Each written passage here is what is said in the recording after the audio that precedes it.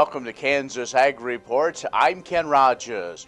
On this week's program, October is Co-op Month. Our special guest will be Brandi Miller, the CEO of the Kansas Cooperative Council. You know, most of the time we think of co-op as that grain elevator, but there's much more that make up cooperatives in Kansas. We'll also have features from Kansas Corn, Kansas Wheat, and the Kansas Farm Bureau, and our weekly updates from the Kansas Livestock Association and markets from Pinion. Kansas Ag Report brought to you in part by the Kansas Soybean Commission, the Soybean Checkoff, progress powered by Kansas farmers. Kansas Farm Bureau, a grassroots ag organization representing the state's farm and ranch families since 1919. KFB.org. And the Kansas Wheat Commission, lending in the adoption of profitable innovations from wheat. Online at kswheat.com.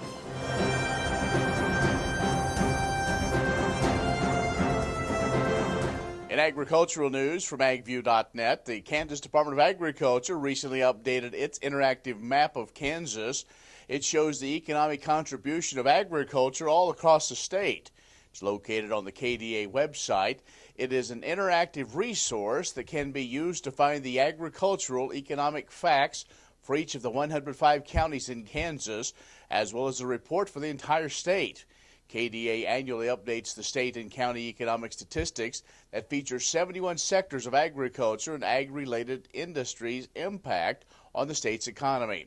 In addition to the direct output, the report includes the indirect and induced effects of agriculture and ag-related sectors that demonstrates the total impact that agriculture has in our Kansas communities. Now, this economic contribution of agriculture totals over $70 billion, supporting more than 250,000 jobs. The economic report includes a list of top 10 sectors by output and employment. And guess what? Once again, the top sector in both categories is beef cattle ranching and farming.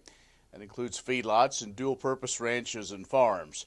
Other notable sectors on the top 10 list: grain farming, dog and cat food manufacturing, and landscape and horticultural services. Updated county and state economic impact data, as well as export data, available on the KDA website. That's agriculture.ks.gov/KSAG. Well, the National Cattlemen's Beef Association has released its proposal for voluntary cattle market price discovery. In a letter to NCBA members, their president, Marty Smith, said the proposal lays out a plan to increase negotiated trade and incentivizes each of the major packers' participation in such negotiated trade. An NCBA working group came up with a report called A Voluntary Framework to Achieve Price Discovery in the Fed Cattle Market. The framework explains in detail what the organization calls the 75% plan. It is designed to provide negotiated trade and packer participation benchmarks for the industry to strive for. Smith said the plan seeks to achieve no less than 75% of weekly negotiated trade volume that current academic literature indicates is necessary for robust price discovery in a specific region, among other thresholds. And recent buying sprees means that China is running away with the top spot of the U.S. corn buyer list early into this marketing year. China's purchased over 10 million tons for delivery during this 2020-21 marketing year. That's twice as large as sales to date for Mexico, which is usually the number one U.S. corn purchaser. Find more ag information online at agview.net. Stay with us.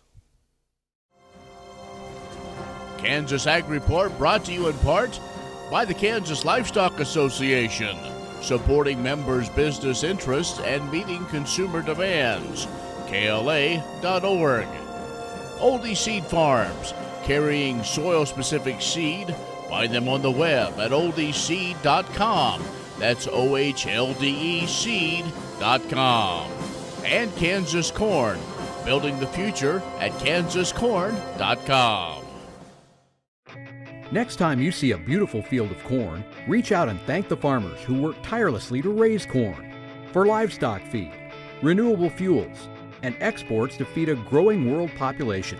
The farmers on the Kansas Corn Commission work for Kansas Corn with grower-funded checkoff dollars that support foreign and domestic market development, research, promotion, and education to expand opportunities for Kansas farmers. To learn more, visit kscorn.com.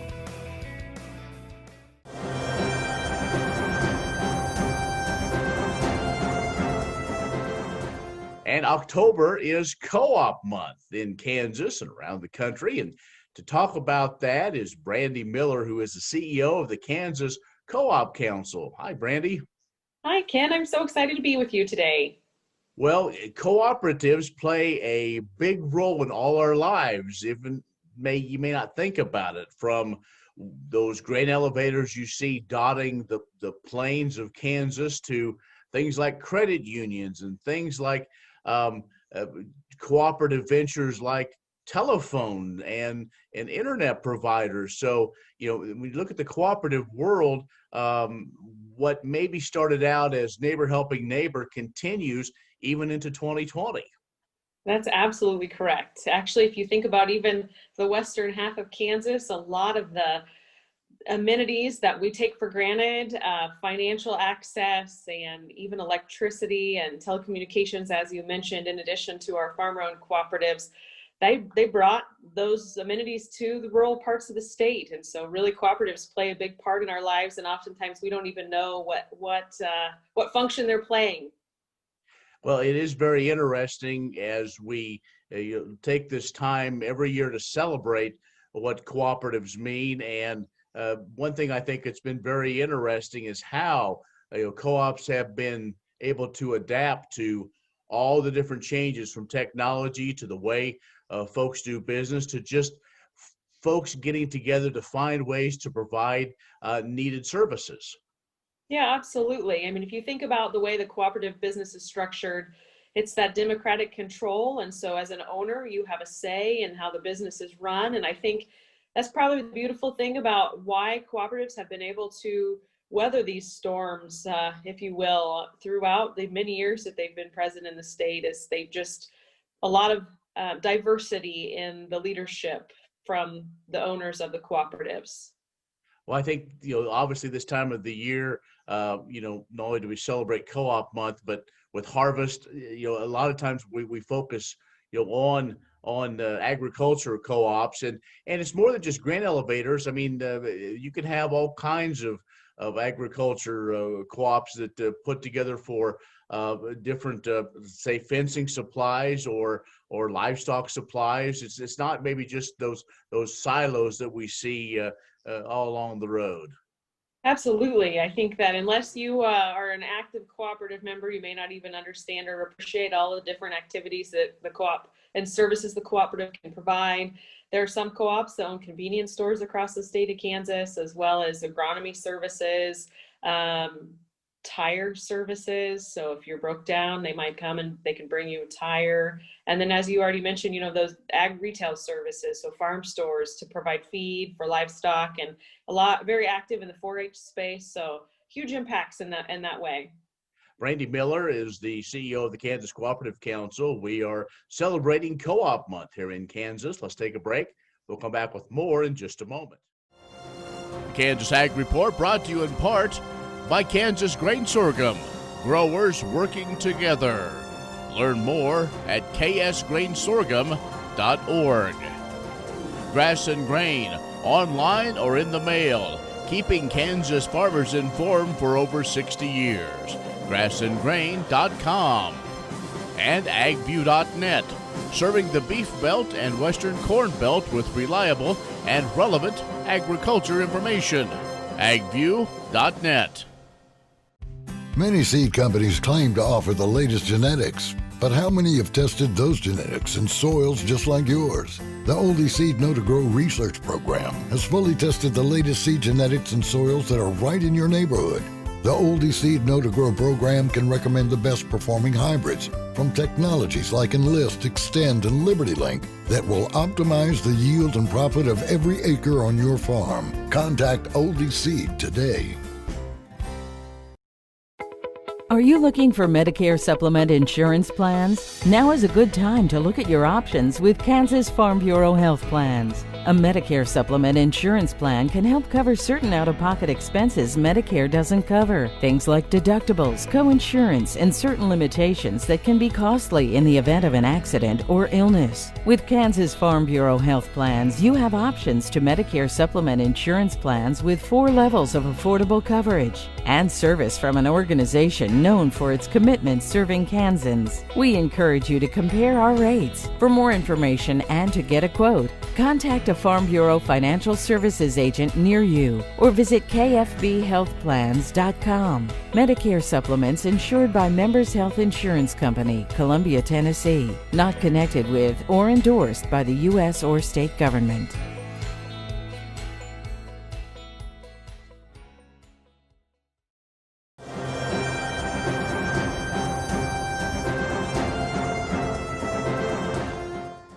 And joining us is Brandi Miller, who is the CEO of the Kansas Cooperative Council. It is October Co-op Month. And Brandi, you mentioned just a little bit earlier, 2020 has brought a number of challenges, but also a number of opportunities. And you've had the opportunity now to get out and about and visit a lot of your members. And it seems like, it was years ago, not just months ago, when the COVID situation hit. But I think one thing that many of us can see is that cooperative spirit, if you will, and those cooperatives in the state have really led the charge and trying to pull everybody together to face whatever this new normal, if you will, is.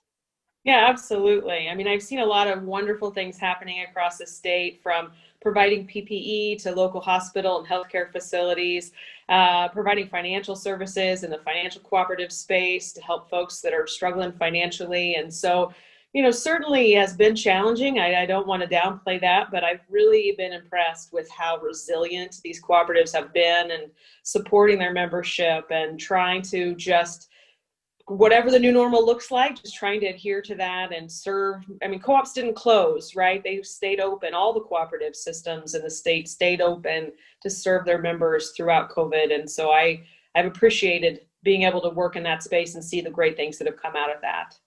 The leadership of the Kansas Cooperative Council really touches all the different kind of branches, if you will, of cooperatives, and talk about how kind of your board, this other leadership, has worked at trying to figure out, okay, where do we go from here? In looking down the road, maybe 2021 and so on. Are you doing some of those long-range plannings of maybe what cooperatives will look like in Kansas? Yeah, absolutely. I mean, we've really been talking about, and it's hard to long-range plan at this time. It's just not been an easy task, but we certainly are having those conversations in the boardroom, and it has been great to have the credit union representation and electrical cooperative representation, and then the farm and ag retail cooperative representation. Some of the things that we're talking about is this may be our new normal. And so if this is what that looks like, how do we as an association continue to support our membership, and what can we do from a training and education and advocacy perspective to continue to meet the needs of our members today?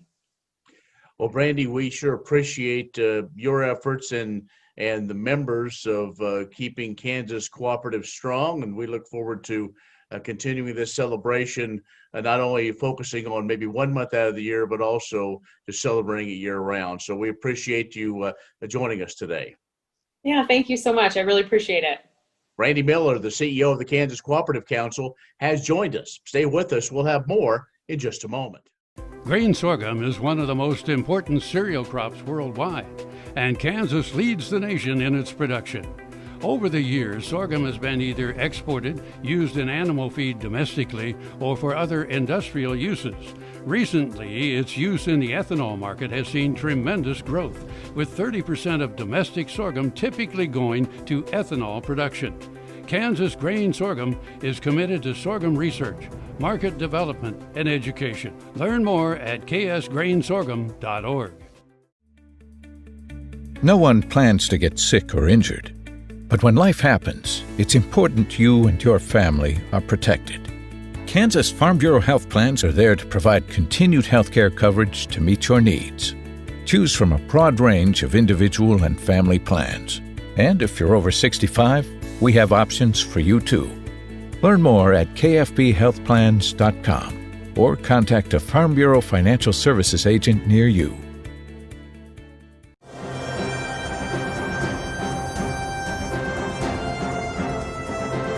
My name is Zoe Schultz and I'm a junior at Kansas State University. I've been involved with Kansas Corn kind of starting with the Collegiate Academy and then now I'm also an intern with them. I was involved with our Collegiate Academy through their Class 3 program. In this program we were able to dive into the industry through meeting industry partners, whether they were involved in livestock, ethanol, trade, just kind of any of those big components of production ag. It was really cool to see all different sides and kind of how the trade moves as corn influxes the market every single year.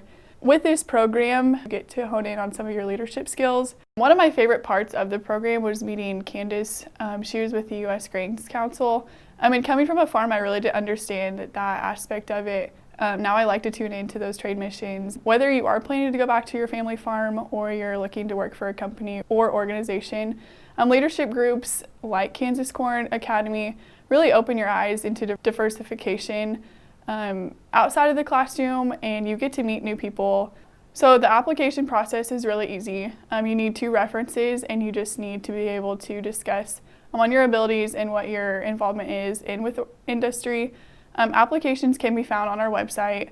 They are going to be due November 15th, but don't stress about that. They don't take a lot of time. If you have some good references, you can list them and then just ask them to kind of fill out a reference form. As well as the applications for Collegiate Academy, the scholarship is going to be due the end of October. I believe that is the 31st. The scholarship is really awesome as well. Kansas Corn really values education. They value students completing their education and then whatever they decide to do after college, they fully support as well. So I encourage anyone to apply for that scholarship too. The Collegiate Academy application and the scholarship application can both be found at kscorn.com. Next time you see a beautiful field of corn, reach out and thank the farmers who work tirelessly to raise corn for livestock feed, renewable fuels, and exports to feed a growing world population. The farmers on the Kansas Corn Commission work for Kansas Corn with grower-funded checkoff dollars that support foreign and domestic market development, research, promotion, and education to expand opportunities for Kansas farmers. To learn more, visit kscorn.com. What if U.S. soybean meal were more than a commodity? If seed companies and the soybean checkoff built a better variety? That future is here. The time is now. To meet end-user demands, the soybean checkoff is investing in the compositional quality of soybeans, including meal. A message from the Kansas Soybean Commission, the Soybean Checkoff, progress powered by Kansas farmers.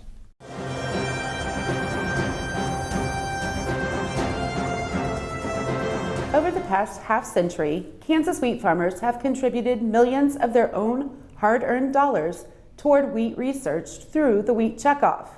However, the cost of research continues to increase while government funding decreases.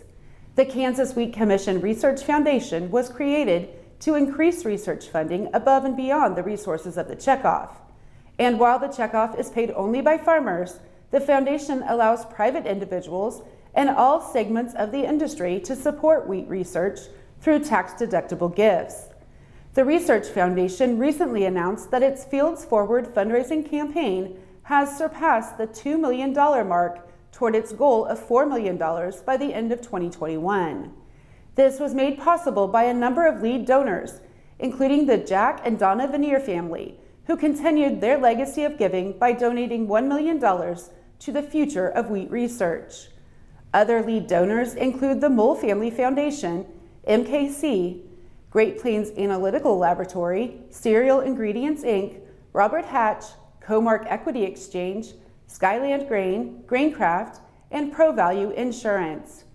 Funds raised through the campaign will be used for 3 different purposes: fields of research, fields of study, and fields of the future. The campaign accepts many types of gifts to support wheat research, including cash, stock transfers, donations of grain, and deferred gifts such as will bequests. Visit fieldsforward.org to learn more. The Kansas Wheat Innovation Center in Manhattan is rediscovering ways to get improved varieties and new genetics in the hands of farmers faster. Grower-led and checkoff-funded research initiatives are bringing about positive change. This grassroots leadership provides a strong voice in Topeka and Washington, D.C. Now is the time to partner with Kansas Wheat in moving wheat forward. Kansas Wheat Commission and Kansas Association of Wheat Growers. Farmers investing in their future and yours. Log on to rediscoverwheat.org. Many seed companies claim to offer the latest genetics, but how many have tested those genetics in soils just like yours? The Oldie Seed Know to Grow research program has fully tested the latest seed genetics in soils that are right in your neighborhood. The Oldie Seed Know to Grow program can recommend the best performing hybrids from technologies like Enlist, Extend, and Liberty Link that will optimize the yield and profit of every acre on your farm. Contact Oldie Seed today.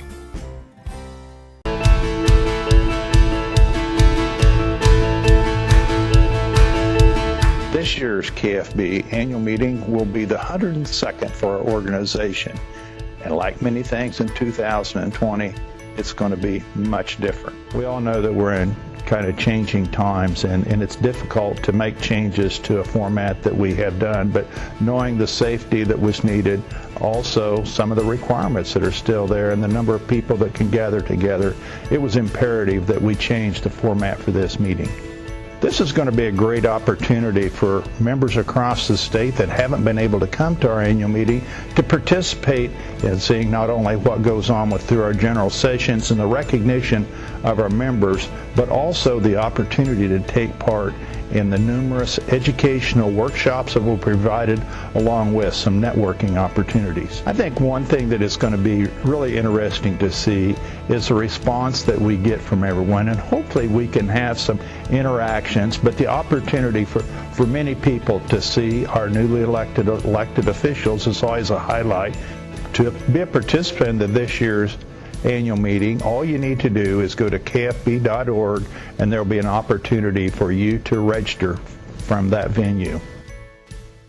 Grain sorghum is one of the most important cereal crops worldwide, and Kansas leads the nation in its production.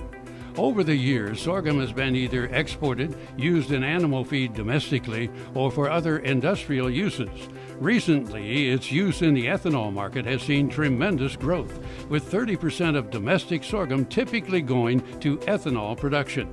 Kansas Grain Sorghum is committed to sorghum research, market development, and education. Learn more at ksgrainsorghum.org.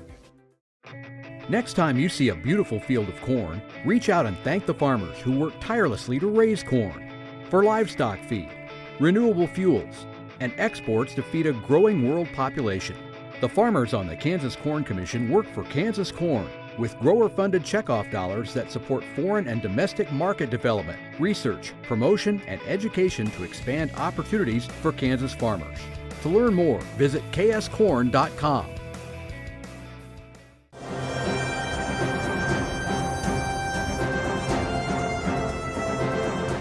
New technology being developed at Kansas State University is capitalizing on the power of artificial intelligence to build a database of facial recognition technology for the cattle industry. Like humans, each cow has a set of unique facial features that modern technology can scan and later use to track the animal throughout its life. The technology is based on the geometry of the human face. It uses intricate biometric measurements to put a parameter identification on a person and is capable of nearly 100% accuracy. A group of K-State experts in computer engineering and veterinary medicine and animal science began discussing how to apply this technology to cattle last fall. Initially, the group made short videos of 1,000 feeder cattle that were restrained in a chute, taking panoramic views of each calf's head. From the videos, computer engineers took individual images and uploaded it to a neutral network. Once the pictures are loaded, the system teaches itself which of the biometric measurements are critical. The K-State team recently tested the reliability of the network, feeding images of cattle already in the system and some that had not yet been entered, which showed 94% accuracy. According to K-State experts, the bigger the database becomes, the higher the accuracy will be. Buy-in from producers will be essential to growing the database. Imagine turning soybean oil, used cooking oils, and waste animal fats into fuel so amazing it drives U.S. jobs and our economy forward. Learn more about biodiesel at americasadvancedbiofuel.com. Many seed companies claim to offer the latest genetics, but how many have tested those genetics in soils just like yours? The Oldie Seed Know to Grow research program has fully tested the latest seed genetics in soils that are right in your neighborhood. The Oldie Seed Know to Grow program can recommend the best performing hybrids from technologies like Enlist, Extend, and Liberty Link that will optimize the yield and profit of every acre on your farm. Contact Oldie Seed today.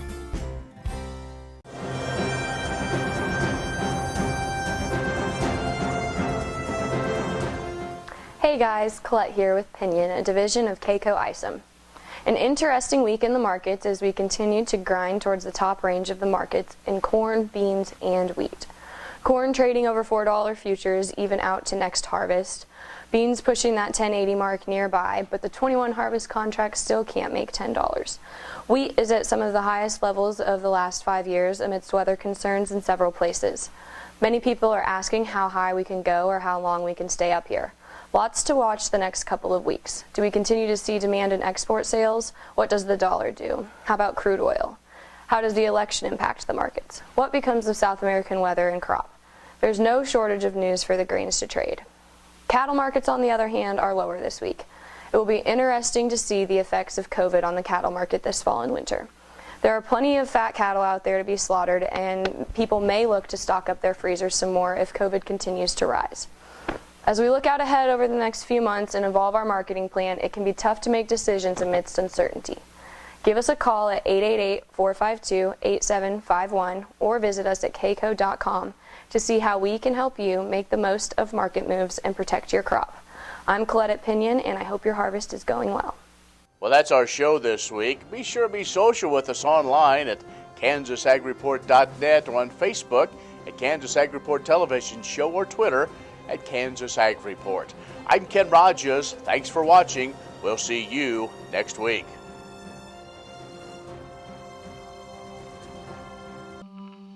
What if U.S. soybean meal were more than a commodity? If seed companies and the soybean checkoff built a better variety? That future is here. The time is now. To meet end-user demands, the soybean checkoff is investing in the compositional quality of soybeans, including meal. A message from the Kansas Soybean Commission, the Soybean Checkoff. Progress powered by Kansas farmers. Kansans are saving money and getting quality coverage with Kansas Farm Bureau health plans. We've had the Kansas Farm Bureau health plan since January. Had great success using it. We picked up some prescriptions and that was fully covered, and that was amazing to us because years past we've had the flu in our household and we've had to pay about $115 out of pocket for that one prescription. So knowing that we have the ability for an antibiotic or things like that that we may need, that it's covered, is a really great feeling.